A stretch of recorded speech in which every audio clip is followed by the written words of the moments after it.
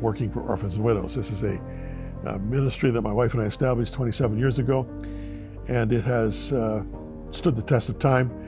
Its focus is orphans and widows who have been impacted by HIV and AIDS and other opportunistic diseases and afflictions, a lot of them related to poverty.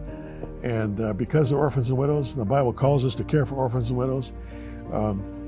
I felt, back in 1999, when I was pastoring a church on the west coast of Canada, the Lord was calling me to sub-Saharan Africa to deal with the HIV and AIDS issue at that time, which was always fatal, and challenge the churches of Africa to care for orphans and widows.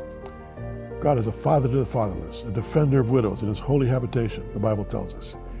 And so I did that, and I've been doing it ever since. In the initial stages, I faced a lot of pushback from pastors who didn't like what I was saying because I was calling them to action, and they wanted to just sing songs of praise and preach and get out of there. Getting down on their knees in the dust and caring for orphans and widows, many who were dying, it just was not in the equation as far as they were concerned. And so I challenged them about this, referred to the biblical prophetic sweet spot of the call of God to the people of Israel to righteousness and justice, right relationship with God, right relationship with neighbor, care of the orphan and widow. And slowly things began to turn around. And now, all of these years later, we have a very significant footprint. We've worked in various countries. Right now we're working in South Africa, in Zambia, and in Malawi, in sub-Saharan Africa.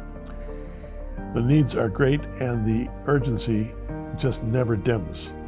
However, anything and everything we do with orphans and widows, with WOW, is done through the agency of local church engagement.